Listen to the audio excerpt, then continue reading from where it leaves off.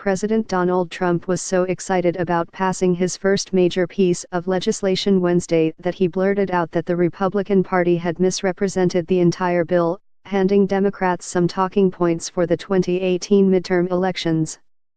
Speaking at the White House just before the House prepared to sign off on the tax cuts bill one last time, Trump reveled extensively in his win before turning things over to Vice President Mike Pence to heap praise upon him continuously for a few minutes.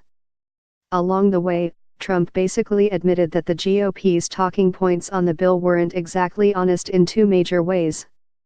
While talking about the corporate tax rate being cut from 35% to 21%, Trump said, "That's probably the biggest factor in our plan." The problem? Republicans have been selling this legislation as a middle-class tax cut, first and foremost.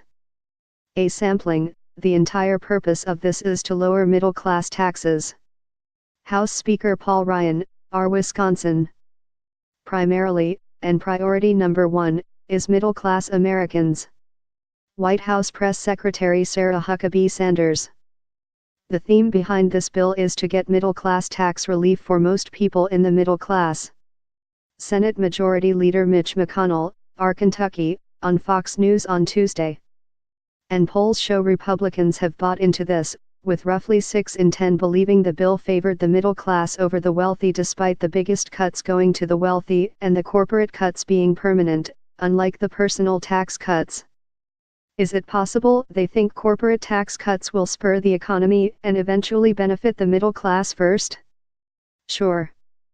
But wary of it looking like a giveaway to the wealthy and to corporations, Republicans have avoided even this kind of trickle-down argument. They've been arguing that the middle-class tax cuts are what this bill was all about, and Trump just said that's not actually the main feature. Trump's second admission was about the Affordable Care Act's individual mandate being repealed in the bill.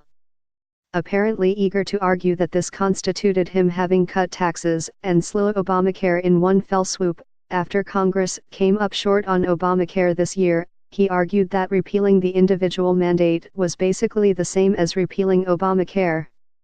A triumphant President Donald Trump and jubilant fellow Republicans celebrated the passage of their $1.5 trillion tax overhaul Wednesday as a historic victory for the American people.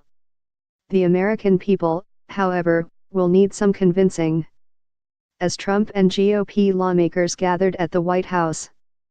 A triumphant President Donald Trump and jubilant fellow Republicans celebrated the passage of their $1.5 trillion tax overhaul Wednesday as a historic victory for the American people. The American people, however, will need some convincing. As Trump and GOP lawmakers gathered at the White House. But, he said, he told Republicans not to talk about that. Trump said he told allies to be quiet with the fake news media because I don't want them talking too much about it. Now that it's approved, I can say that, he said.